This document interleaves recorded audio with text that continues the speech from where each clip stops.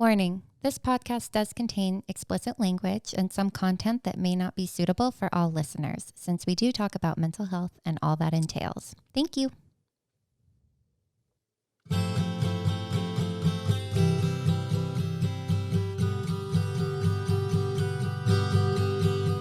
Everything is fucked and everything sucks and the system is a nightmare, but we want to make it better. This is Jaded and Sedated, The podcast. Hi, Julia. Oh, hey. I'm like beet red. This is our first time recording since we officially dialed in our semi-temporary theme music. Mm-hmm. Maybe permanent. It feels permanent in like the like my beet red cheeks.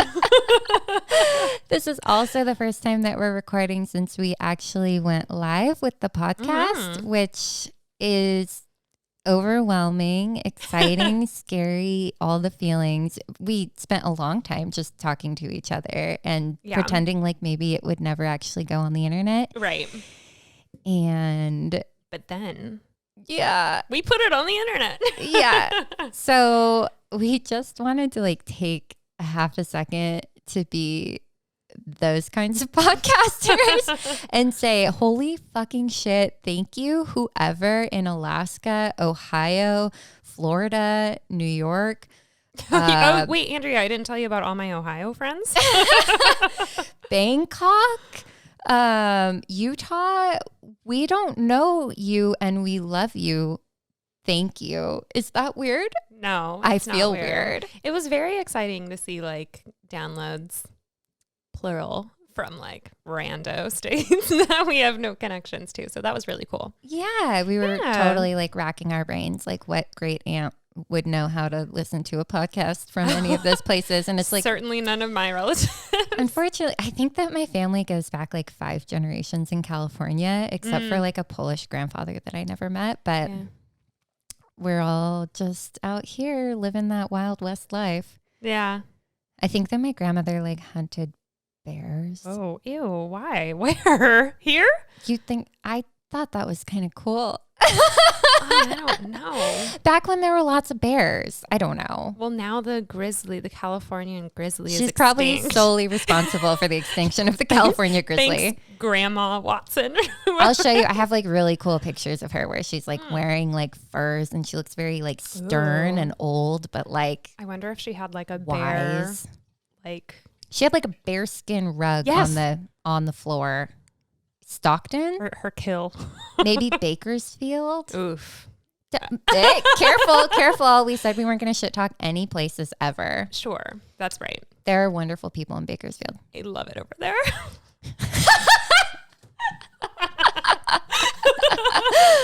Just kidding. No, Baskets takes place in Bakersfield. Oh. So I have there's a lot of love there. Yeah. I was is it Bakersfield or Fresno? Because in my mind, those two places are the same. And I know they're not. There's orange groves in Fresno and Bakersfield. There are cows. I don't know. There's other stuff too. Sure. Any of those Central Valley cities my family hails from. So careful. Okay. Getting daggers. Lest my grandmother's spirit come and haunt you. Which apparently that's a different grandma, but good. It's a story for another day. Yeah, no, that's really spooky. I'm sorry. Ancestors. Okay. Well, yeah, thanks for listening wherever you are. This is probably pretty California centric, but I think that the themes of systemic failure are going to resonate with all the states. Well, and we want to know, what are your special types of systemic failure? Yes, we do want to know. So that one, I also want to be clear about, I want to reach out, throw out a net. We do want to hear questions, and if your state or wherever you are, your city, because this is probably very, relevant to where we are specifically. But if you have anything you want to add or anything you want us to mention, if you want to we want to know if you want to fight with us. Yeah. Oh, I mean, Andria knows I will fight. She compared me the other day too. One of those angry monkeys that they're really cute and then they bare their teeth. Like a little Gibbons monkey. Like a scary monkey. So if you want to take a chance on fighting a scary monkey with very sharp teeth. We can set that up. Yeah, I'm down. I'll meet you outside. Julia, I heard that you got some corrections delivered by a pro. Yes. Okay. So we're very excited because we're going to be opening the podcast up a little bit and like talking. We mentioned this, I think, in some previous sessions. Like I said, I can't really identify it on the timeline, but we're going to be like talking to people and opening it up a little bit. And one of them is our beloved coworker who we love so much, John. So he's been listening on his way into work. And then when he sees me first thing in the morning, he's like, oh, just so you know, and he'll give me what we're going to call John's hot tips. So John's hot tip this morning, he was like, you guys touched on this and I don't even know if you were like wrong or you know, he said we were kind of vague about it, but Meredith, Key for wrong. calling us out on our shit. So also this is like very like it kind of embarrasses me that he listened to the second episode because he is both a psychiatrist and was a lawyer. I feel like the legal definitions podcast it's just so embarrassing that he listened to that. But whatever. I mean, that's what it's there for, right? So he was like, just so you know, the Meredith hearing is to a temporary conservatorship as a Reese is to a 5150 or a 5250. So it's the same thing. So he was like, it used to be the Meredith part of a T-con, like a T-con just encapsulated. It was like a built-in Reese. Like if you were on a T-con, you could not say that you didn't want, whoa, my bad. I just hit the microphone. That you didn't want to take medication. Like you were deemed like, what is it? Like to not have the capacity to refuse medications, right? So, but the T-con itself is like it's a really easy form to fill out. You just it used to be you just like signed a piece of paper and pretty much this person no longer had any rights and the right to refuse medication. So he was like, it's whatever. Now the Meredith was baked into the T-con. I think that's the equivalent of a Reese. Hilary Swank's going to have to make a movie about this for me to understand. We'll call it Meredith. What is the other one called? 55? 56 Steps. 56 the Steps. The sequel to 55 Steps. Okay, cool. All right. Well, anyways, that was that. And then he also insists that a 5150 can only be dropped by a psychiatrist or a doctor who's had like training in psychiatry or has undergone some sort of training specific to that part in psychiatry. He didn't know about if an NP could do it, but he was like, certainly nobody else. Makes sense to me. So if your facility is doing that, can you let us know? Because sounds kind of sketch. Maybe don't let us know because we might report you. Yeah. Just kidding. Just kidding. We ain't no rat, but still. Still though, I am curious. Wondering what you're getting away with out there. Oh, thank you so much for John's hot tips. Mm-hmm. Love this segment. Yeah. Love John. Yeah, John. Hi. Hi, John. Good morning on your Tuesday. Yes, we're so excited to have you. We have I don't know. We're just so excited. Aw. Yeah. Okay. Any other catch up? We're recording on St. Patrick's Day. This is kind of exciting. We're 1 year into a pandemic, just to lay the scene because God knows when we'll actually release this, but yeah, I don't think I have anything else to say before I introduce our special guest. This is I don't have anything else to say either except for that I'm very excited for you to introduce our special guest. This is our first interview and I am so honored that my friend, first and most importantly, she's my friend, but she also has some other things going on. My friend Becca has come to speak with us tonight as we talk about systemic issues and mental health. Becca got her bachelor's degree in film, which really is an interesting start. I didn't know that. It's very exciting. That's so exciting. She looks so cute right now. She's all proud. Dream.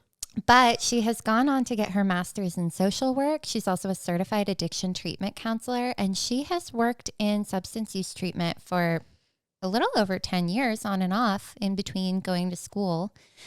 So she has a wealth of experience and information that did I say that right? It doesn't matter. A wealth of information to offer to us in kind of diving into the wacky world of substance use treatment. Do you want to say hi, Becca? You're unmuted. You're good. I was like, can I? Okay, thank you for having me. Oh, it's so exciting. Sorry, I'm really excited. Becca is most importantly my very best friend. So we have talked the ins and outs of this until our jaws dropped to the floor, until we had no more talk in us. Yeah, they were excited to have this conversation in front of a third party, aka me. Right. They were like, wow, what's it going to be like talking like about this stuff with someone that's like not reading your mind already. So this is going to be very exciting for me to bear witness to as well. Yeah.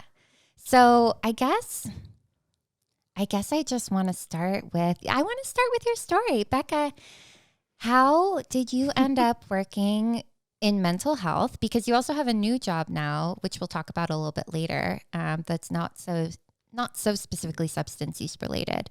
But how did you end up working in substance use treatment? What brought you here? Oh, wow. Tell me everything. I feel like I'm not, like, I was just grinning wildly at both of you. And my jaw hurts at this point. Oh, and, already, without even any. We've got like 3 hours to go. Great. I can keep grinning like a madman. And also, I feel like Andria and I get to have these, what I consider fascinating conversations. Like we have that basis, that foundation of a friendship, and then my lens of social work and her lens of nursing, psychiatric emergency extraordinaire. And like, I love our conversations because I feel like I can't talk quickly enough to get all the information out. And, how I always thought we were fascinating, and we have food arriving right now. And maybe everyone else will think we're just as fascinating as I do. All of our friends do. All of our friends think we're cool. Friends, email us, complain if that's not true. If we're not fascinating. Okay. What was the question? The question is, how did you end up working in substance use treatment? Okay. So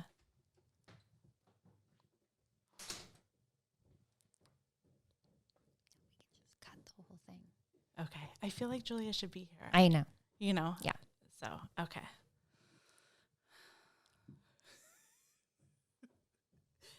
It's not too hard to edit out. Mm-mm. It's super easy. Okay, cool. I'll crunch some ice really loud. Yeah, totally.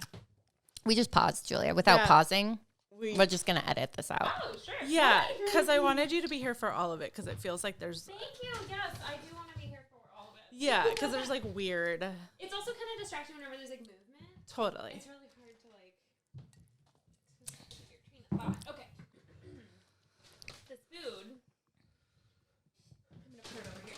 Yeah. We'll get there. Excuse me. Okay. All right. I'm here. I'm sorry. No, you're good. I was just like, wait, I want her here. So Thank you. can you maybe ask the question again? Yeah. Okay. Okay. Even if you don't use it again. Okay, let's wait like 10 seconds just to make it good, and then I'll ask the question again. So good. Thank you.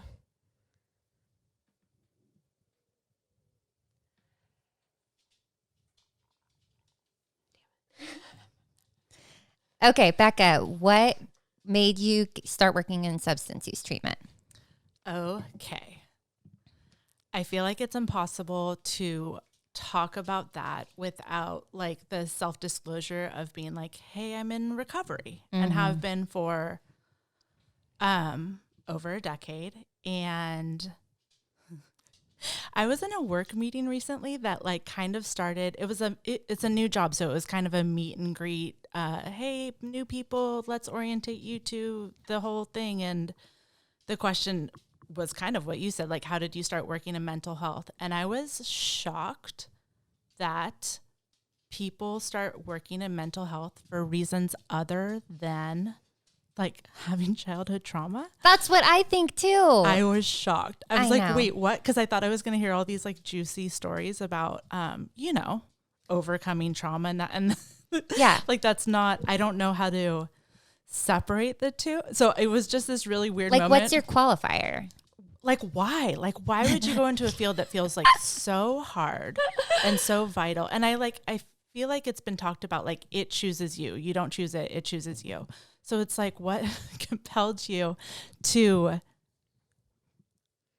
work in this field if you don't feel like you absolutely have to or something like that? Because it's just, it can be so hard. Julia. And so Leave me out of this. I don't even know.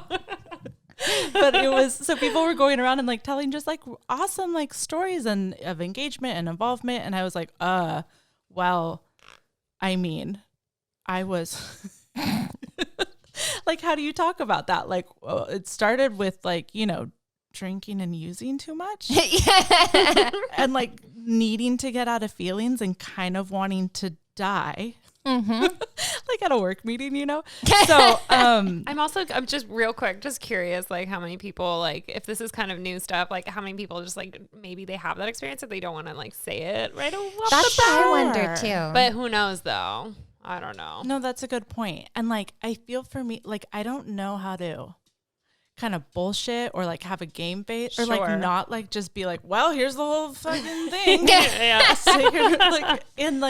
Yeah. I've been lucky enough to work in fields where you kind of like get to lead with that. And honestly, like I feel like this is, contextually part of a later conversation, but like the qualifications for working in treatment are like that you're in recovery and like that's it, like that's the only qualification that you need or something, which is like definitely not true and not helpful and not like right. But anyway, so and just to clarify, like in recovery from a substance use disorder or alcohol use disorder, right? Because I think that's how I think of recovery, but people in other realms could be thinking of like recovery from an eating disorder or from a mental illness. So like, or like from a surgery.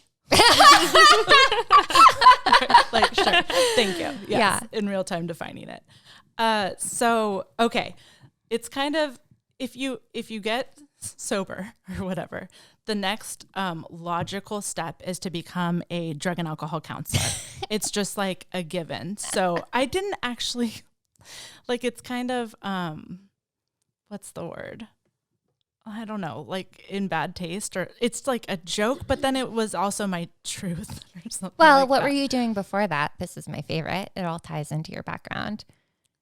Before you got a job in treatment, what were you doing when you first moved to LA? Like working on the Dr. Phil show? Yes.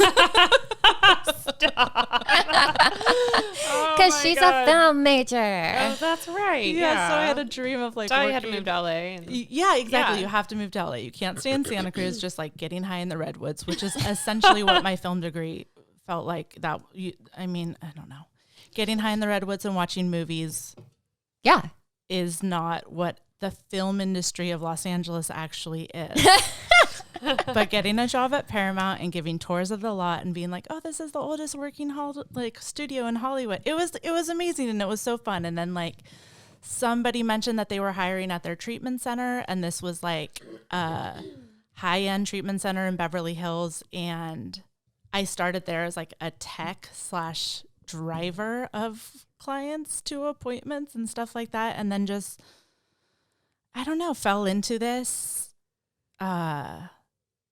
I don't know, like crazy, tragic, miraculous, amazing, beautiful field, and kind of just stayed and haven't really left or stepped that far away. Yeah. That's a lot of adjectives. About the experience. Yeah. There's more. You ain't seen nothing yet. Well, and one of the things I think is interesting is that you've worked in like a variety of different types of treatment centers, like from high end, like, and if people aren't aware, there's like an industry of kind of luxury rehabs, and those will often be in places like Key West, Florida. I don't know. Malibu. Los Angeles, Malibu, like, probably Costa Rica, like Sure. nice resort-like areas that that can serve, fancy people. But then there's also like, you've also worked with like Medi-Cal receiving county funded, yes, court ordered. Yes, you're there because you're doing treatment instead of jail, so you're there. But what was so cool about working at the high-end treatment centers, it just like really drove the point home that like regardless of your circumstances or wealth or fame or resources, it doesn't save you from addiction, which was like, I knew that, but then getting to witness it was just really impactful, you know? So like whatever your circumstances, you can't really, I mean, maybe your bottom's higher or you have like more padding in between like you and the bottom, but like it's, I mean, tragic. People die, you know, and there was so much of that too. So like, I think that's why I care so much about this, because the stakes are so, I'm going to like try not to cry immediately because that's, feels insane. Well, it's okay. But like the stakes feel so high and it feels so vital and important. And that's why, I don't know, like I care so much or something. We definitely need some crying on this podcast. I'm so glad invite you're me here to bring it. anytime. Yeah, anytime. Just invite Becca. Yeah. I mean, I think one of the reasons that besides our friendship that I was so interested to have you on is because Julia and I have talked about like the experience of like from an emergency psychiatry perspective, the experience of having someone with a substance use issue end up like on a 5150, like it really brings up that question of like, where is the patient's motivation? How much can we force recovery? Like who wants what and when? Like we're often interfacing with like family members, which I'm sure you've done a ton of also, and kind of like fielding that whole question of like, well, if you don't want it, then. And like, I feel like a lot of people would be like, oh yeah, that's the bottom. When you're 5150, you're in like the psych ward. That's your bottom. It's like, nope. Sometimes that doesn't even touch it. Sometimes that's deeper than that. Or it's an emotional bottom and not necessarily. It's just like, it's this weird intersection. Like when people find a new way of living, a new path, recovery, whatever. It's like this intersection of a tiny bit of willingness, being like met with resources during that willingness. It's just like, it feels, like miraculous. It feels out of human control, you know, like whatever you guys are, how we can be doing the best job and offering the best resources or the best support. But if somebody doesn't like want it, if it's not, you know, it's just, you could be you're talking to a wall, you know? I love that because, well, it brings in another dimension to our theme, which is like the inadequacies of the system. But then there's also this other, we talked about it in the last episode, which may or may not be right. may or may not be published before this, but about like, is it the right treatment for the right person at the right time? And with substance use, it just feels like this giant question mark all of the time. And like, I know that like I have felt like I've had these really meaningful conversations with people in the emergency room where it's like, you know, I give them the resources and I give them hope and they really are taking to it. And they're like, yeah, like, that's great. I'm going to go like make these changes and like stop hanging out with my friends who use and like get my life back on track. And then it feels like the time is now. And then I see them a week later. Yeah. Which is, it's not, they have that like now time, like it's like how many of those moments is it going to take, you know? And like that sometimes it's a different number for everybody. Sometimes like, you know, people only need one visit to be yes in that context. Sometimes it's multiple. I was talking to people, you know, again and again in that same environment. And it's just different for everybody. Yeah. It seems. Yeah. It brings up, can I just like, I don't want to like sidebar. No, you should sidebar because otherwise we're just going to be talking at each other. Well, so it's also like, I've seen this too with, it seems like a really difficult thing to assess for holdability too. If someone is like, at what point does your substance use constitute as something that then makes you need to be holdable, because that's the number one thing that families say when they call. Like, well, they drink every day. Wouldn't you say that that's them trying to kill themselves? Or like, oh, like they're, if they go home, they're going to drink themselves to death. And it's just like, okay, well, shit. That might be like the case, but like right now they're stone cold sober, and it's going to be like it's going to be a long, slow suicide, basically. Yeah, exactly. So it's like, how fast does a suicide need to be to yeah, exactly. to then make you holdable or whatever? So fast. Yeah. It turns out pretty fast. Yeah. Or just really dangerous. So like I have seen physicians be more cautious with opiate addiction and with people that are using like fentanyl, and then it's just like, oh my God, or like how many times have they been to the ER with opiate overdose, and then maybe if it's 3 times in a week, then it's time to come to PES. And it's just like, you have like, there's no clear answer. There isn't an answer. It's just, and that's a whole nother issue. It's like kind of luck of the draw. Who's evaluating you? Well, and it's really funny. I was not paying enough attention to anything to do this any justice, but a couple of times, Dr. Nora Volkow has been brought to my attention. I guess she's like this big name. I hope she never listens to this podcast. I think she's the head of some addiction studies thing, and I could look it up and not embarrass myself, but I'm not going to.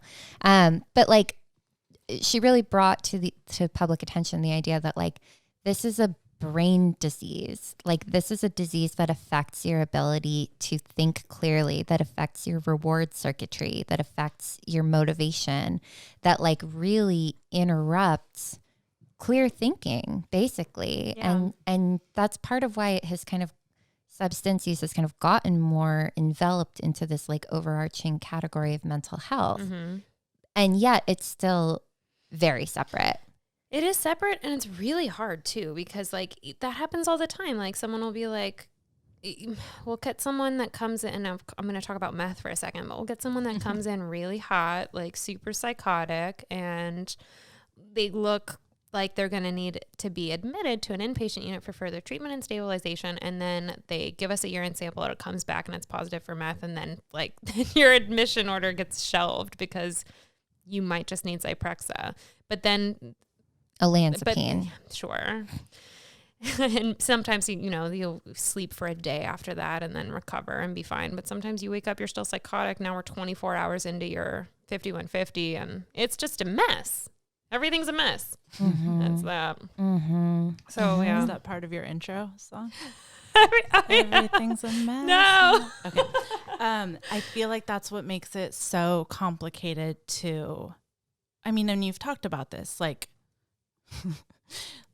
someone on meth in meth psychosis looks like this is your realm, but it's just like co-occurring disorders. The under the influence of meth presents the same as paranoid, whatever. Yeah. I'm like trying to blink because I'm getting You're nervous. doing great. Yeah. But like, that's what makes it so complicated. And like you were talking about, is it the second visit to, psych emergency? Is it the third? It's like that. It could be like a moment when they're sober in the grocery store where there's like, I just can't do this anymore. And like, it doesn't like, it's just like, and I also think that's what can be so exciting about substance use disorder treatment too. Cause it's like, you just got like a front row seat for like miracles. For devastation as well, but also just getting to witness change, like people changing their whole, it's just like the most beautiful. It's like, how'd I get so lucky, on a good day? Well, that's the thing. That's what's so cool. And I feel like in PES, we kind of miss that because we're not really in a moment. We don't really witness a lot of miracles. No. That's the thing too. It's like, it's tough. If you don't see them, that's a good thing. Like working in residential treatment, like if they leave and you don't see them again, well, that could mean a number of things, but like you don't necessarily get the like success story unless they reach back out and tell you. Yeah. Or you like cross paths or whatever. Sure. Yeah. Or they start working at the treatment center. Yeah, or they're your colleague. Oh, so what? Okay, so what has been most frustrating to you in terms of like system stuff? And like, this is such a broad question. I like don't even know how to go there, but like we talked about like the difference between like high end treatment and it, like just because you are financially well off doesn't mean that you're like any more likely to stop using. But like in terms of like what's actually happening like on your side of things, like what has stuck out to you that you have found problematic or like interfering with? Sure. Did that question make sense? It did. Yeah. Well, it did to me. And I can't talk about it like that broadly. I can just talk about like what I've witnessed working at some different, agencies in LA. And I mean, that was really, I feel like when you mix substance use disorder treatment or chemical dependency treatment with money, I don't know how else to say it, finances, it can there's like a great opportunity for exploitation and taking advantage of people. Like when your loved one is suffering from addiction, you're going to do like anything you can to help them. And if you have like great means to help them and you happen to kind of cross paths with people who don't have your loved or like your loved one's best interests at heart, it can get sticky and dark. So I feel like and I also think, I do believe it's getting better. But it felt like it used to be like the Wild West in terms of addiction treatment. Like you could just, it didn't feel that regulated.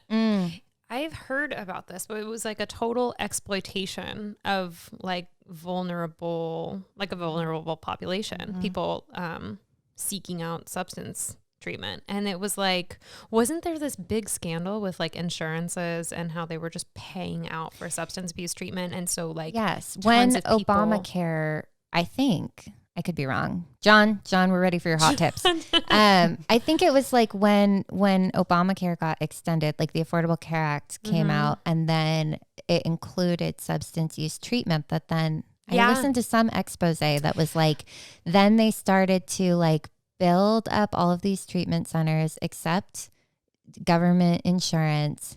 Is that what it is? And then they would like set people up for failure, which seems like demonic. Like I can't actually imagine this happening, but I'm sure that it did. Oh. And they would like send people to SLEs that were like in shady neighborhoods. UAs, urinalysis. Yes, I swear they like referred to it as like liquid gold. Yes, they did. Okay, yes, that is from from what I think we all listened to. This. I'm sure we did. No, I didn't listen to anything except for the people that worked there. That is so crazy. Like, so it's like if you, that's a fuck. You can definitely swear. That's a fucking systems fail. Like if you are getting more money if the person relapses, that's incentive not to. And you're somebody who would choose to make money off of that situation. I mean, that's a fucking systems fail. It's so dark. I feel like there was more. So like, you had a like very specific question. Would you repeat it? I can't repeat anything. I don't remember what I said. Don't you?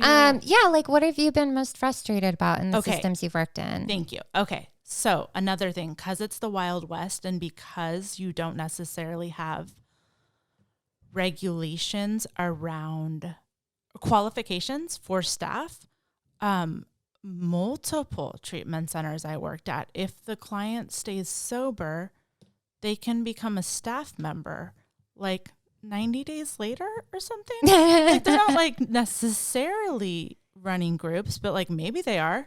Right. That feels hugely problematic. Like if you think of this little baby, brand newcomer, whatever. Somebody who's been like filling their body with substances for years. Yeah. And then has barely cleaned them out of their system, which isn't like a judgment. It's just like let's physiology. talk about like your brain. Yeah. And then their roommate, like they have this, roommate because they're living in residential treatment, but suddenly they're like responsible for getting that like roommate to group when they were friends one day. And now there's like, it's uncomfortable. It doesn't work. It doesn't make any sense. It's a weird power differential all of a sudden. And then like, it's just, and then like, and I think also the lack of support for like the people in the trenches at a lot of places and like the low pay so if your qualification is only that you've been sober for a little bit, clean and sober, whatever, like the countertransference, the lack of self-awareness or around triggers, those like buzzwords or whatever, but it's just like you're setting someone up for failure. And if they think because they're working in a setting where they're like working with other people, are they cognizant of the fact that they need to like also like have their own program of recovery and like, own support network and own resources outside of the treatment center? Like it gets confusing. I had a professor who like sat on the original board of CADAC in my addiction studies program. What's CADAC? Oh man. California. It was like the original. You gotta edit this out. No, it's fine. I'm just for listeners and myself so who don't know. No, but is it like an entity or know the acronym. It's the board fine. that like certified counselors. Okay. Like the original one. Now there's a lot. And there was Katie, and then CADAC became CCAP, and like mine is the Certified Addiction Treatment Counselor, which anyway, boards accreditation. So it's like the entity OG. that, okay, yeah, got it. And the professor had said, and thank you, this is why it's important. Yeah. I'm here to be like, I don't know that. No, that's great because of course someone else said that, thought that, felt that, whatever. He said, if you are in recovery and work in recovery, you have to have a program that's better than most. You have to be able to wear two hats. And I don't think that there's that support. You also have a lot of, what else is problematic? I think it's people who don't, the disconnect between like the people in the trenches and the like middle management or upper management, and not really, even though you work in addiction treatment, not really understanding that like addiction is a,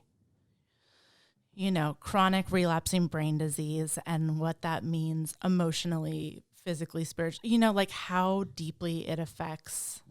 We haven't even got into like the underlying trauma that you like drink or used over, it's just like, so lack of support, I love the way that you're putting all this, just because I don't think I thought about it. Like when you are just getting your shit together again and you've been sober for 3 months or 6 months or even a year, like for all, I mean, I don't want to speak too broadly, I guess, but like for any like mental affliction, mental health issue, like recovery is a long process. Like there's a lot of learning to live with like a new perspective, learning to practice whatever tools you've been given in therapy or whatever, like learning to adjust to your medications, like learning to exist at a higher level of functioning. Like it's just like there needs to be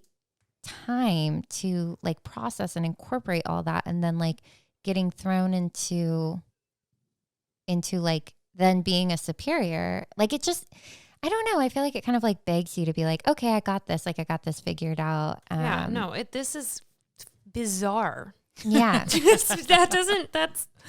And then the stress of then having that position, like amongst like peers who you were recovering with, and now you're in like I don't know. Yeah. That seems so. I mean, we see that all the time. Like I've definitely seen that, like just from, being in PES, like there are people that come in. Yeah. Patients that have then relapsed and ended up in PES. And then now they're, or and then we're doing that referral again to the place where they were a counselor or whatever. But now they're going to be and then and then like what you were saying is like making sure that person in that role now has their own separate, like, And supportive kind of thing. And it just doesn't happen. That's not like treatment staff's or like, you know, management's job. Like if you don't have that lens or that way to see that or know that or the experience of like watching that happen with like bad outcomes and then like correcting, like there's just no, I feel like that's like the baffling part of it or something like that. And also maybe if you, you know, have 90 days sober and then get a job, you're like, oh, I can just be a drug counselor and then that can be my life. Like, especially I feel like you burnt everything to the ground and maybe like you know, have a bunch of face tattoos and like you don't get to, you know, it's like can be daunting to try to go out into the world and like rebuild a whole life. But here's this little sector of this little sanctuary that will take you in. Yeah. And like, you know, and then you get to show up as you are and wear your recovery on your sleeve and it's your badge of honor, like all of that. And like, I mean, I did that, you know, I don't have face tattoos, but like it just felt like an easy yet. Actually, I guess like, does microblading count?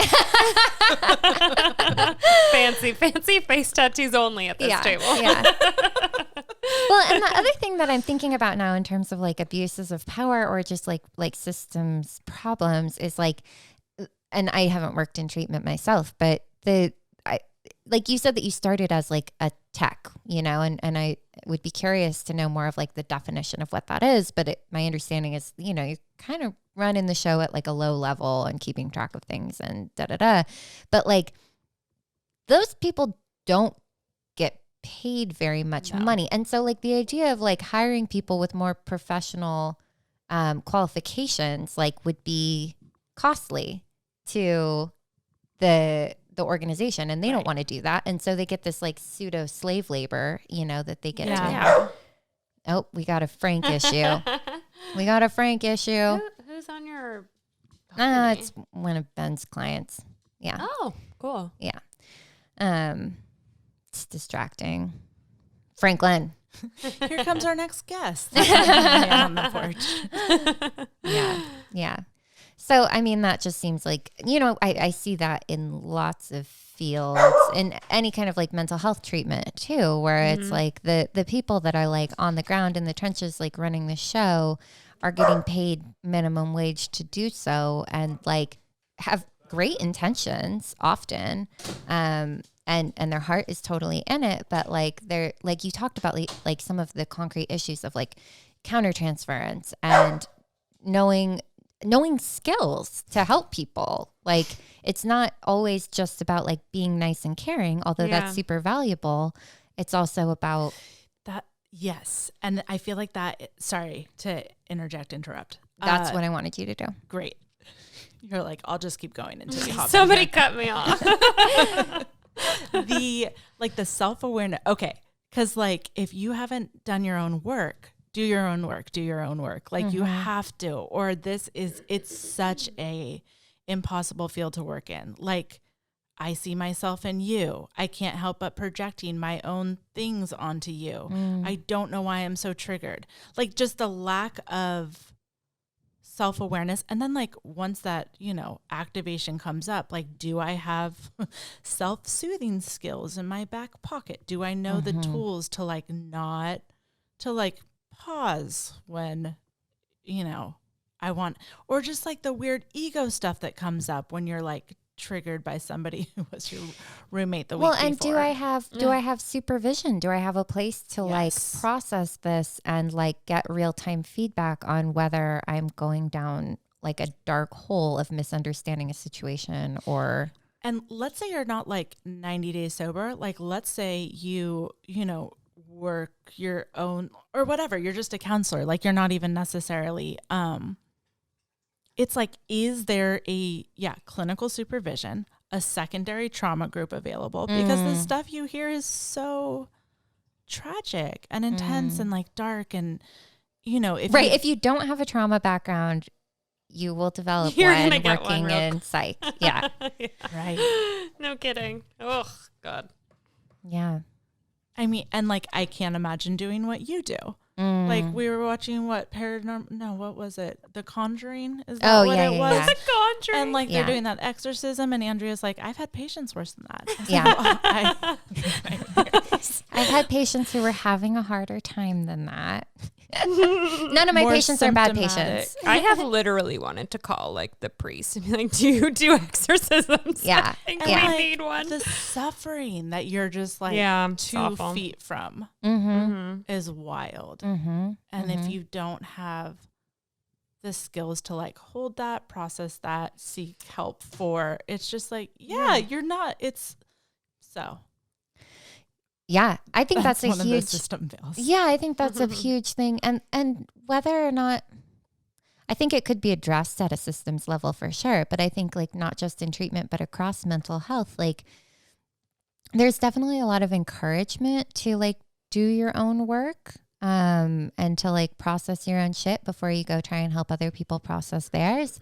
But there's not any accountability for that. Yes. And like stop saying self-care if you don't support people in caring for themselves. Like I do think it's gotten better, and I do think there's more awareness, and I do think people try to talk about it at least, which is something. But if you're just saying like, make sure you take care of yourself, but don't like allow a living wage or time off or that clinical support. It's like, you're just saying the words. Yeah, exactly. It's totally meaningless. Yeah. It's just empty words. It's almost worse. Did we Yeah, talk it is about, worse because it's insulting. It's like, Right. oh, okay, thanks for the heads up. Like, right, cool, I can't do anything actually. right. I can't afford a vacation. I can't afford therapy. Yeah. The insurance that you give me doesn't give me a therapist that would Yeah, actually help shit. me. Yeah. Yeah. Have we talked about this moral injury experience that I had? Of like the concept of moral injury being, I mean, I know I've talked to Becca, but I was working somewhere and they sent out an email to all the employees about moral injury, which is this concept that I believe was developed like for people who had been in combat, that like, it's not burnout. We always talk about burnout, but it's not burnout. It's this idea that like you've been asked to do things that you're not resourced to do, and even though you want to help people, there are issues in the way that don't allow you to actually help. Yeah, so that was like, I think I read that article. There was like an article that was, I forget exactly what it was about, but it was, it was like, it's about how it's kind of an exploitation of people who want to do the right thing at the risk of pretty much lighting themselves on fire, so to speak, because that's what the system is saying. Oh, it's like do more, and chart more, and the thing is, these are people like people like us. These people, us people, are willing to do so much because we care so much, and can do so much because we're driven by, I don't know, something like altruistic kind of motives. Yeah, maybe we have some kind of helper syndrome too, but that the system, I mean, like charting is such a good example from nursing that like, okay, so we want you guys to never have a single fall on the unit, to never, have a bad patient experience so that they never give you a bad review. And we want you to give excellent patient care, and we want you to follow all of these evidence-based protocols and give the best treatment. Okay, check. Got it. And we want you to chart so much that it's going to take up more than 50% of the time that you have in your shift just to finish all the documentation. And it's like, well, then how am I supposed to give the best patient care? I used to get in trouble at one of my jobs. They're looking at you to do customer service. But I used to get in trouble at one of my previous jobs for spending too much time with my patients, because I had I had ratio amount of patients that I was caring for, but I like to talk to people. I like to hear their stories. I like to get a full picture of what they're going through, which is relevant to their care. But I would get in trouble because you got to chop, move on to the next thing, which is just like ripe for moral injury. Yeah. So anyway, just to like, before I get too off track, like, so then this organization I worked for sent out this email informing us all about moral injury and saying that they were going to do stuff. They were going to make changes to reduce the amount of moral injury that we employees were experiencing. And then they gave some examples at the end of the email. This is going to make me so mad. I can feel it. After citing probably that same article that you did. And it said, so make sure that you're nice to the x-ray tech when you do handoff. So make sure that you are friendly during shift change. More of the impetus on you. Right. To so make your we're own just going to put situation all of the burden back on you to make sure that you're not causing moral injury to your peers, even though we just gave you an article that explains that moral injury is based in systems failures, not in peer interactions. I mean, it trickles down because we're all fucking stressed out because there's too much being asked of us that isn't relevant to giving good patient care. Right. But how was that for an end rant? Done. You've awoken a deep-seated anger. It was so ironic. And the fact that nobody caught it when they sent out that email, I was just like, are they thinking no one's going to read this?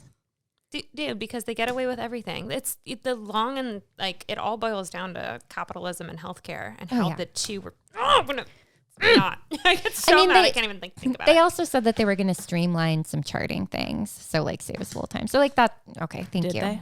I don't know. You dipped out of. Got it. I actually even really liked that job. But yeah, I dipped to go to school. But anyway, I digress.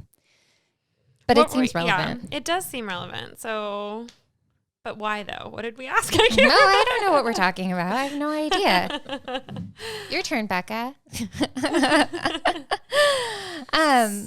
So that, I think that that's sort of what this whole podcast is about, are like the things within the system that we're frustrated with. And I think that we have spent a very long time on that. And that's exactly, that's the purpose of getting together and having this conversation in the first place.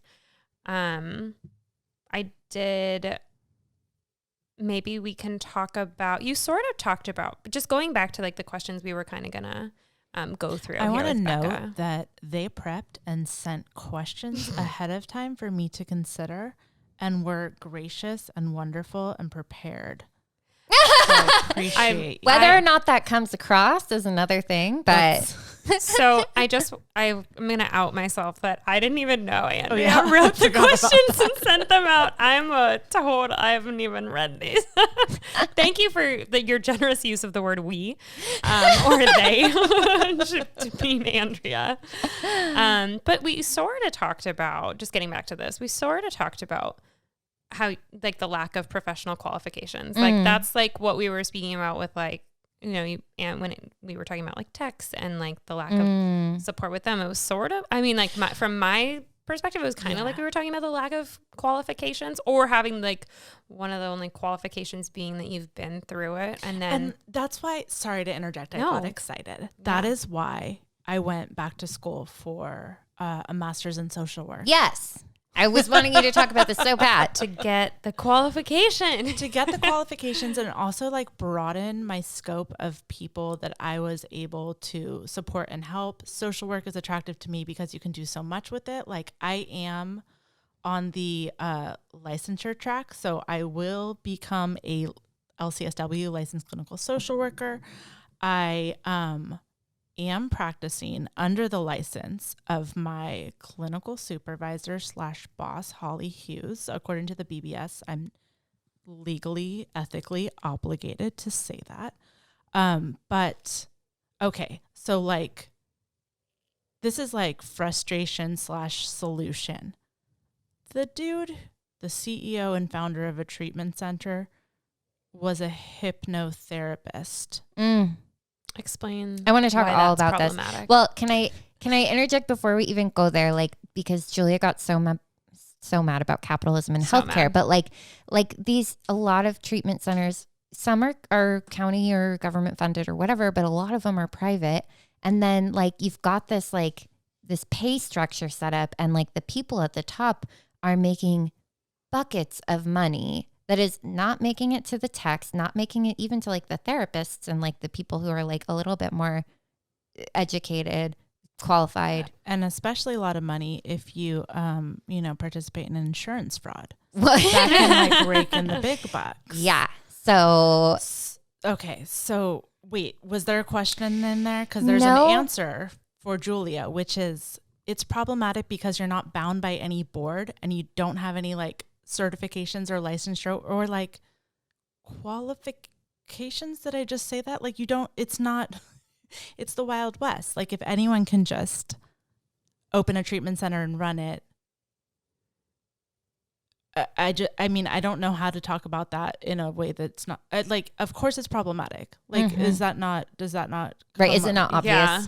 Yeah. Right. Yeah. Right. Yeah. How So- did that even become the thing that was like, Because there's money in it.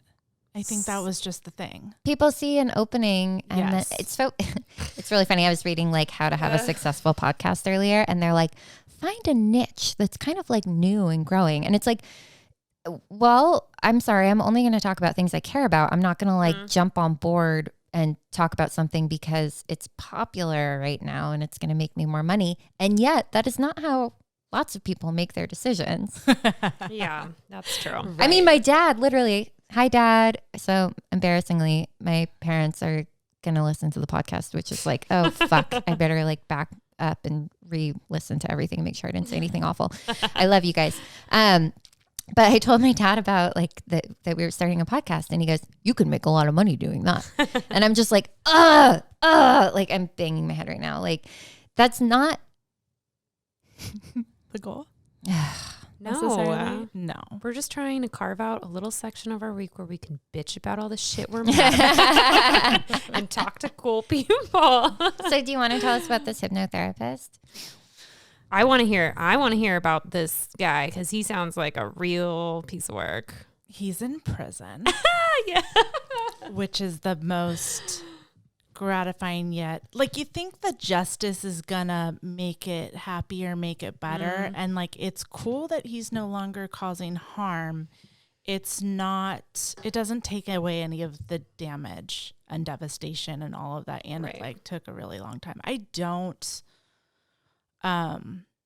okay. Working there, watching how I'm just thinking of like, because this is obviously going to go viral and everyone I know and have ever worked with will listen to it. Yeah. And this will be identifiable. I feel like I want to proceed with caution, but essentially from my experience working there, where the CEO was a hypnotherapist, where the clinical director had no more qualifications than being decades sober, going back to school and like getting that licensure or like, you know, the degree and like on the track for licensure was so important to me, because it's like this, and it was like the catalyst, like my anger and rage and devastation and like what felt like betrayal. Like I thought we were like all like shoulder to shoulder doing a good job helping people, and like I do have this like inherent belief in the good in people, and so I think I get like like kind of like like what, like we're not all on the same, we don't all have the same goals, we're not all doing the same thing, like working towards the same happy outcome, like you're just exploiting people. Yeah. It's devastating. It was like a yeah. paradigm, like just shift in my belief in humanity. Like it was devastating. And go ahead. Do you mind? I mean, so you said you wanted to be cautious about how you talk about this, but do you want to say what happened, or we can edit this part out? Sure. I mean, I don't know if I do. Basically, You don't have was to, because like, this looks really, I mean, you like, know, it yeah, seems it's just like it's hard. dicey and awful, and Yeah. like still very like traumatizing, and Yeah. like I feel stupid I didn't know. I think if I can say this, and we can always edit this out too, but like the irony is that there were lots of awful things going on, but that money is the only thing that actually put the guy in prison. Oh, the insurance fraud that's piece. always the only thing that ever gets anyone in Because there was prison. also like Look at how many the- assholes are. Yeah. I mean, but like, great. That was like a, direct, like, oh, you violated it because, okay, if there's a power differential, or if you're just, to say it, like, if you are using drugs with the clients and having sex with the clients, No. There's literally a brochure that exists that's so awesome that says like professional therapy never includes sex. Like it is like all over the law and ethics test. It's like, what do you do if this happens? Like the answer is you give that client the brochure immediately. Yeah. You know, and like, but so professional therapy never includes sex. Drug and alcohol treatment shouldn't include sex with the CEO. While like, you know, people bone each other, of course. But and just like I feel it's just time to cry again. But like I feel like I failed like a bunch of the women there for not like I don't know, being able to save them. Like I know like intellectually I know that's not like accurate or true, but I just like very deeply believe that if you enter drug and alcohol treatment with the intention to change your life, you shouldn't be exploited and someone shouldn't have sex with you or give you drugs. That feels pretty hallelujah. Right? Pretty seems like a pretty basic idea that you would hope other people were abiding by, but apparently that was not the case. Well, and I do think that is an issue in the world. There's bad actors who are like, I don't know if that's the right phrase, but this is one of the things that gets talked about. And sometimes I get really like irritated with always calling people with mental health issues like a vulnerable population, because like that's not the end all be all. Like we are resilient. We are strong. We are, you know, we are survivors. Like it's also the passive voice, right? Because it's not like, you know, women who were raped. It's like people who raped them or something. So the vulnerable population. So like the people exploited these. I don't know. Do you know what I mean? I'm not saying that eloquently, but like, I don't know if the language probably exists somewhere, and I'd love to like. If you know language, email us at jaded.sedated@gmail.com because like there's a way to talk about this that I think feels less disempowering to the people who were wronged and places the blame where it ought to be. I don't know. But anyway, that being said, like there are a lot of issues with predators.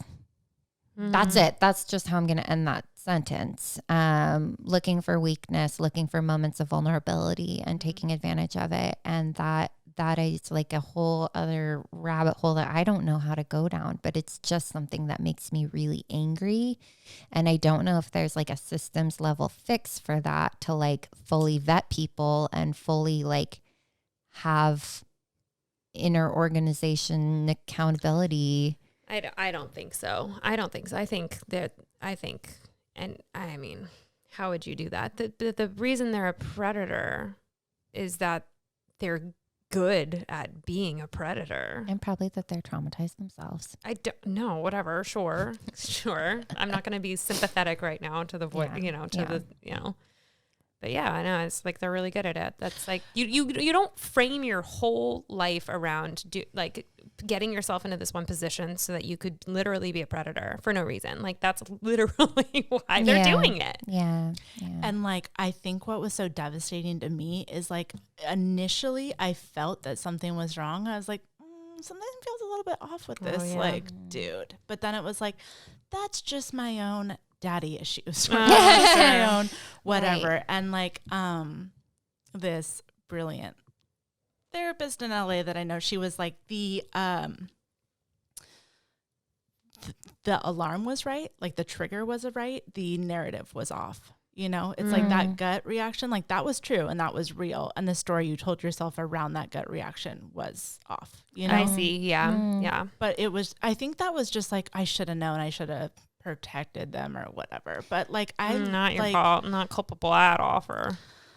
Yeah. And I left responsibly and reasonably and like got another job first and like put in my 2 weeks and stuff like that. And then it got real weird real quick. And then I like left LA and fucking went to, you know, got my master's. It was like, it was such a catalyst for like a rerouting of like so much. So, yeah, you know, I think it's that we get to like make good use of like awful experiences is such a generous part of life when we get to do that.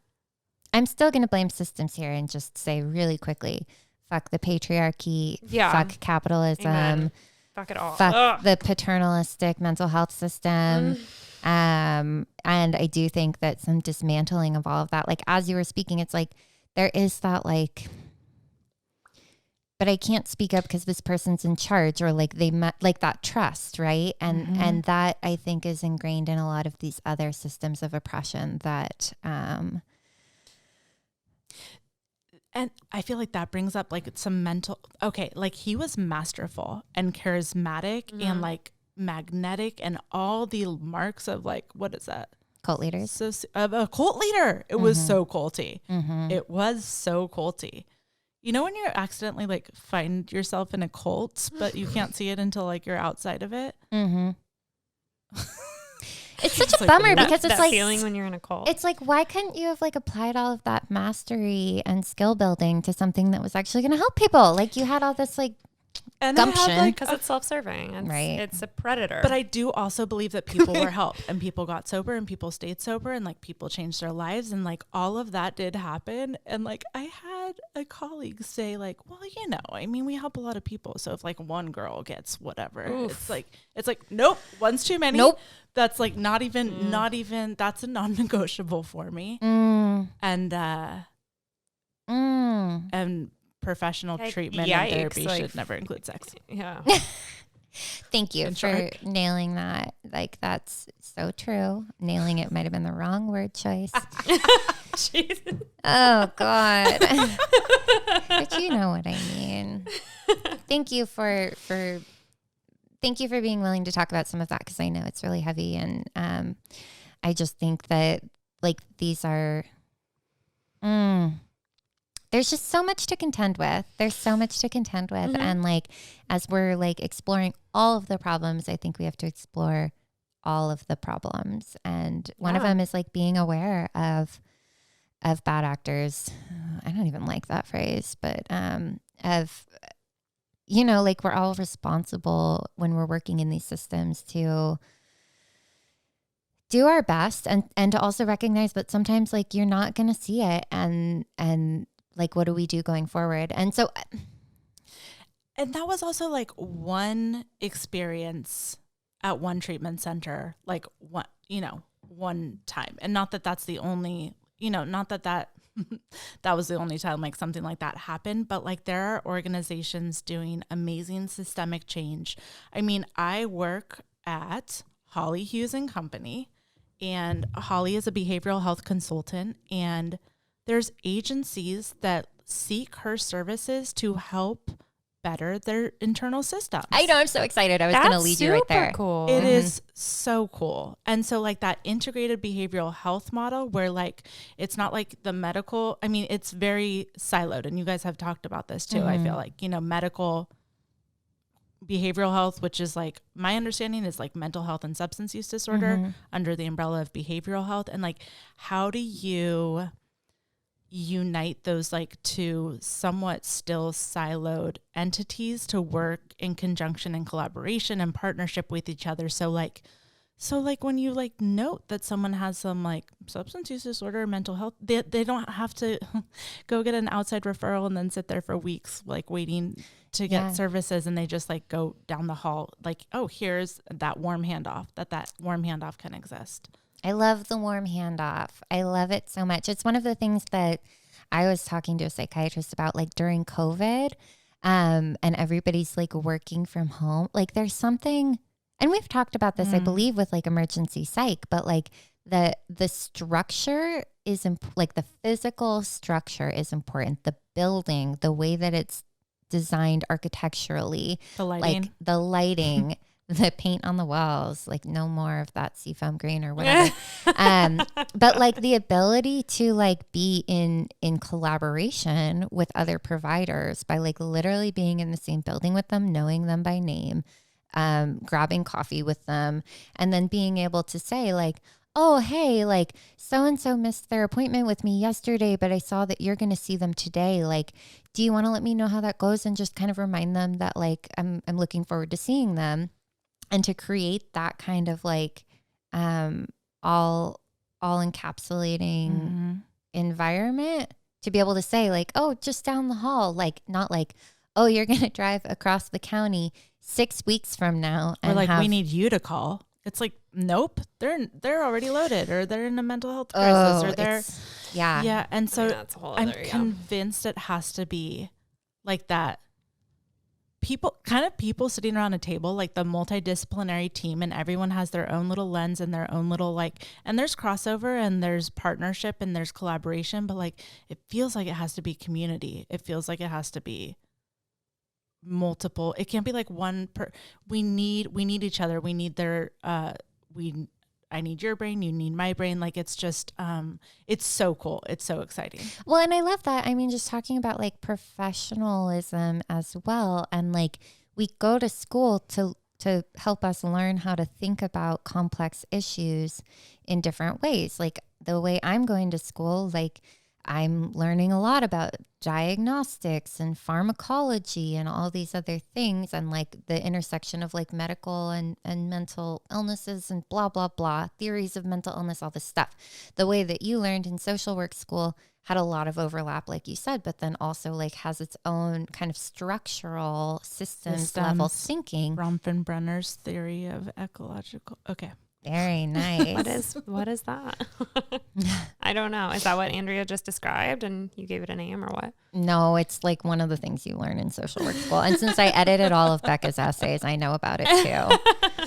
It's just like we exist within different systems though, right? Like I exist in my little family system, which exists in the neighborhood, in the community, in like, you know, the state, and just like, or on all the different, like if I go to school or if I like at work, like systems within systems, and how those. So if like, that's why you can't just have like one provider with one person giving them a solution that doesn't translate to like them within their system. The other areas of their life. Yeah. Okay. Yeah. I don't know if that came across. Yeah. No, that does. Yeah. No, and totally. And I think even like within where we are, we work with social workers, we work with doctors, and like everybody has kind of a different lens through which we're viewing the patients. Dude, that's why I like PES. It feels really like a little hub of, you know, it's like it's where a lot of different aspects of every part of a person's life and treatment kind of collide. All physically in the same location, right? Like we're all locked up together. Like everybody working from home, and then like getting so exhausted from reading emails and from like reading text messages and making phone calls and being on Zoom calls all day. It's like nobody wants to check their fucking email again and I mean, and it doesn't make sense. Plus, you don't get like the miracle of like running into somebody. That organic like interaction. Okay, so the miracle of running into somebody. So for this past year, so we do, we haven't even like talked about this, but like we get minors in PES. We have a team called, should I say them by name? No. Okay. So we have a team that specializes in adolescent mental health, and they come in and they evaluate, you know, they weigh in on everybody that comes in under the age of 18. And we haven't seen anybody from that team because they've all been working on home. We've been collaborating still and speaking with them, but we haven't like seen them. And then the other day, like risen from the dead comes a beloved, I don't know what his title is exactly, but he just like popped up and it startled me. I walked into the hallway. I was like, ah! That is so funny. You're not supposed to be here. He's so funny. He just like mimicked me, and like, I don't know. I was just like, oh my God, I haven't seen you in a year. I'm so excited. Oh my, what are you doing here? Are you going to go see a kid in person? This is so exciting. Like, it was just like really, really, really awesome. Yeah. It was magical. It felt like great. Oh, I love that. He's so funny too.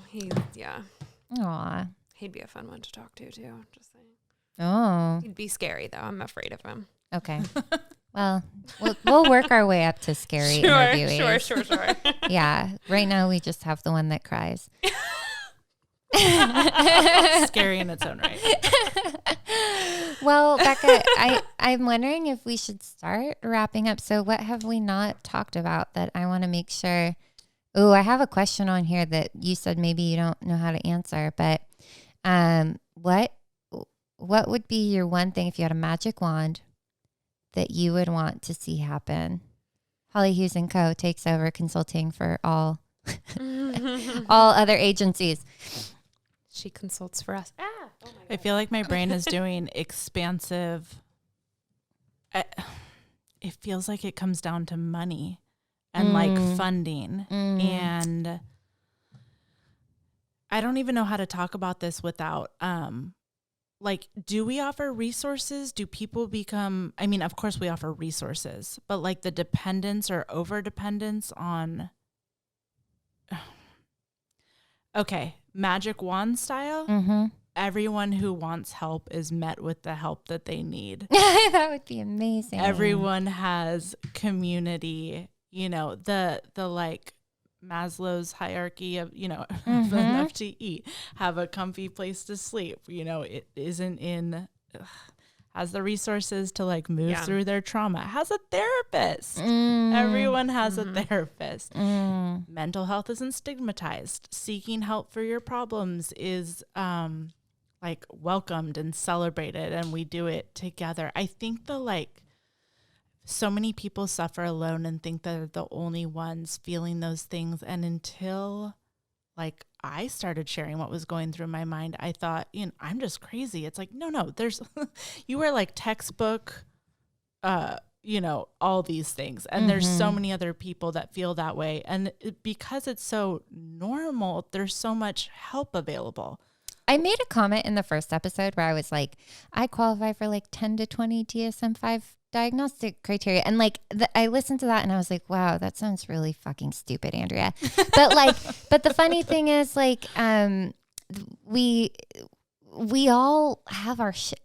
It's so oversimplified, but like we all have our shit. Yeah. And it is a big book. There is a lot of applicable and it's stuff out there. I mean, it's a little We only stupid. see the same 10, 12 diagnoses, but it's a And we talked about how like if you put all the different diagnoses under the umbrella of like complex trauma, the DSM would be like the size of a pamphlet. Oh, yeah. It's the meme. The meme that I showed Julia. And yeah, last like, time we recorded. Trauma, have you said the thing that's the meme? Okay. Yeah. No, totally. But it's so like that is normalized and that is treatable. Like that's the magic wand stuff. Yeah. But it's also like. It'd be a lot easier to treat too if we all were kind of on board understanding that like this is real. This is happening. You're probably affected too. And there's like ways to get through it. And you're invited to do that.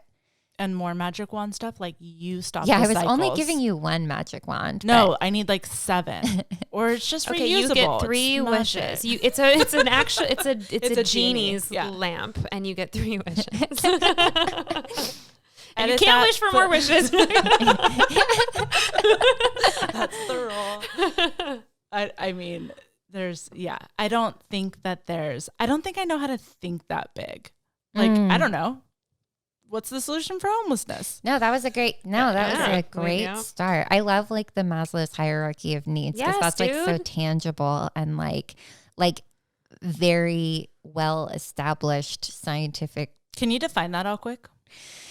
Okay, there's a pyramid. At the bottom of the pyramid, the most fundamental things that have to be established are like food, nourishment, housing, clothing. Yep.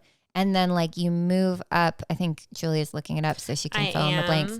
As you move up the pyramid, like basically each segment, tier of the pyramid, like gives you the basis to then develop these higher levels of needs and to like support their actual. And then like self-actualization is up at the top. Well, and it's saying like without the like your physiological needs met, then how can you can't then like you can't get to the next tier. You can't level up. If you like again, if you don't have food, clothing, and shelter, like how are you ever going to feel safe, and how are you ever going to feel like you can then like reach out and like form relationships and work on yourself? This like, is something. You can't do it. Yeah, it can't. I don't want to say you can't because, like, you know, maybe someone out there is really good at being homeless and reaching self-actualization. But Yeah, that's tough. That's another. We got to spiritual find that bypass. person and interview them. I was talking to another friend who we're actually going to interview next time about like teaching trauma-informed yoga in the prison system. And like, how are you supposed to ground and like regulate your autonomic nervous system, sympathetic nervous system? How are you supposed to regulate your nervous system? I don't know. When you are like in a constantly threatening environment. Yeah. Is that possible? Is there a way to like supersede the structural issues to like then create your own sense of safety? Everyone's shaking their heads like, I don't got an answer. Like Dude, we I had don't like, know. one position I worked in, it was like providing mental health support services to people incarcerated. It's like, you can't go in and have any sort of like session that has like depth. Like you can't open someone up to send them back to the unit where it's like not safe to have feelings. Right. Yeah. Because, unpacking trauma, you have to pack it back up and like it's dysregulating. I've been working with some clients recently who have some trauma and they are unpacking it in therapy, which is not what I do. But they are then not sleeping well, waking up with more nightmares, feeling more irritable, like having more issues with their family. And like, that's hard enough to do like in a safe family structure where you have support. It might be hard for your loved ones to see you struggling, but let alone like in an intentionally traumatizing environment like the justice. I know. Collective sigh there. Yeah. We may continue talking about that stuff, but Oh, shit, we're gonna have to. Well, those were good magic wand choices. Yeah. What's keeping you going? My own therapy that I seek from a therapist, if that wasn't clear. Like not me offering that. Friends, enough sleep, eating regularly. I mean, it is March 17th, 2021, a year ago to the day we like got sent home from. Like it's still not time to thrive, you know? I think like we've been in this survival and this collective like ongoing, I don't know, this feels like so cliche to even talk about, but it's still happening. Like we're not processing what happened. Like we're still in it. So that gentleness, that like, hey, just like, let's lower the bar a little bit and be kind. I like the phrase unspeakably kind. I think it's not mine. Elizabeth Gilbert, maybe, but being unspeakably kind with myself, unspeakably gentle. My therapist uses the phrase like, you're exquisitely sensitive, not like oversensitive or something like that. That is so nice. Isn't that sweet? That is really cute. Cry. I was like, that is the nicest term anyone's ever put to like my experience of life, And so just like, and the support of, I think also like what keeps me going, it's like doing meaningful work, feeling like I have a purpose, being excited. Like this is a new role for me, a new job, a new agency. And it is like so exciting that I feel aligned with people that I can like be. What keeps me going is being able to like be myself and like cry all over the place and then like be like, it's fine, I'm used to it. It just like be authentic, be transparent. Like, it's so nice to have an environment where that can exist. It's like, it's because remarkable. We're all humans interacting with other humans. And then we're like asked to shut down parts of our humanity in certain systems. And it's like, well, but I'm still. And like I'm sure there's like a time and place for that also, but it's very hard to. I feel like part of the solution is to like start seeing each other more as humans, and especially like you briefly said something about like dependency, over dependency, like on professionals, and it's like it just makes me think about like the structures of power, the if people realized that we were people providing this care, and that we were partners, not actually people with magic wands. Like, I think that might lead to like a better understanding of what's required from each of us to recover. And like naming, hey, this isn't, like, just naming what's wrong, you know, acknowledging it, being like, yeah, it's not perfect. Like, yeah, this isn't great. And just like, yes, I don't know. It's just like even when I'm like in a, hey, I've had a bad day. It's not you, it's me. You know, that like grace that you're given when you show up and tell the truth is so, like, we can do that in the context of serving others. Like, people in the systems can do that and like bring humanity to it. And then, I don't know, and then there's more understanding. Like, oh, you're human. I'm human. You're human. Okay, let's just like do our best because this is fucked. Yeah, exactly. Do you want to say what keeps you going, Andria and Julia? I do. Julia hates this. Julia. It's like gratitude. I wasn't expecting this. And it felt fair What to keeps ask. me going? I'm thinking over here. She's thinking really far away from the microphone. I'm back. Okay, having thought over there.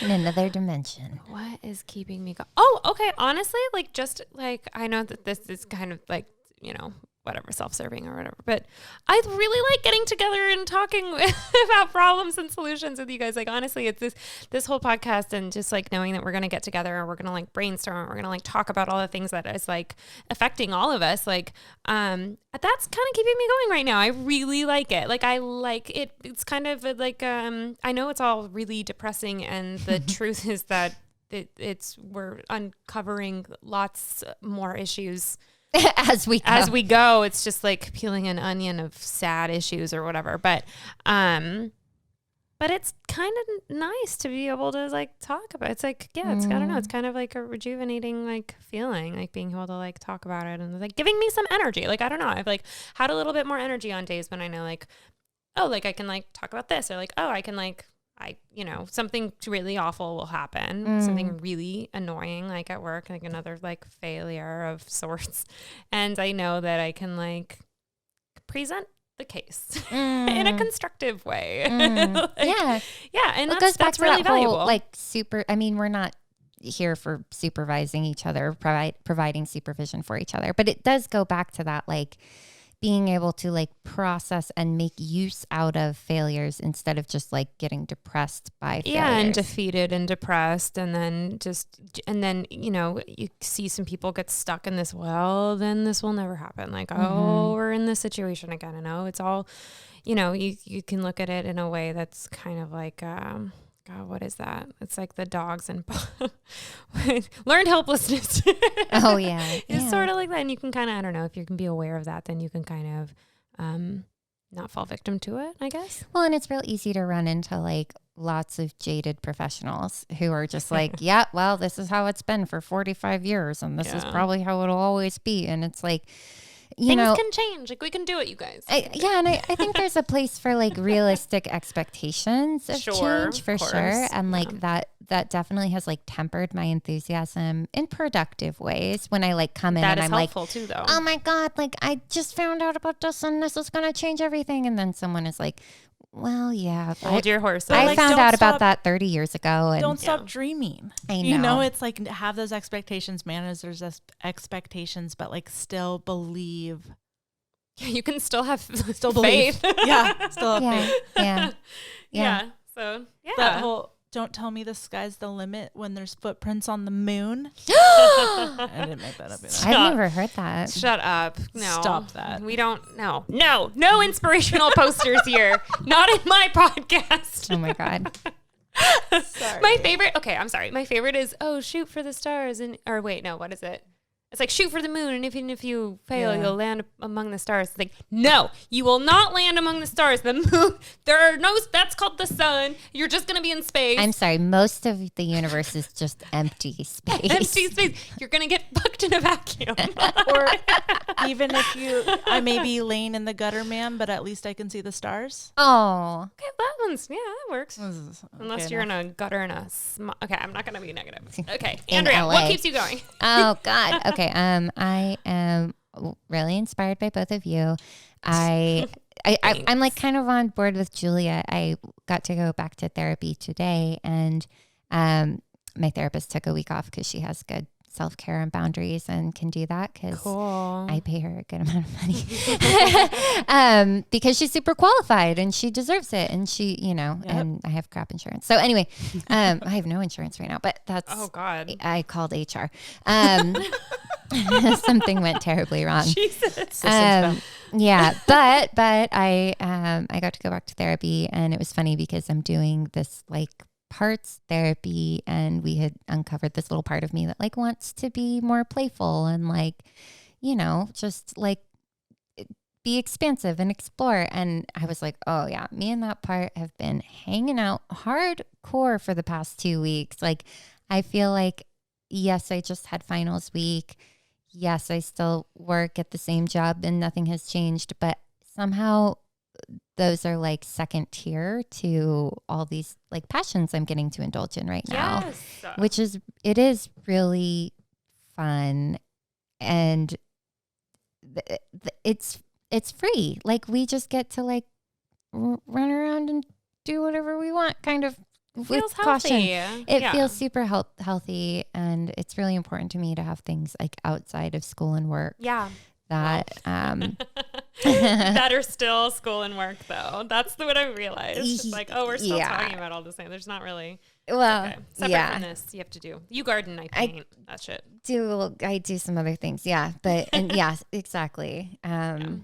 But yeah, this has brought me a lot of joy, and it's really fun to have you both here and to be connecting people too, because I'm always kind of like, man, I know so many cool people. If I could just get them all, like when COVID is over, we're going to have a giant party, and I'm going to make every single person talk to every single other person.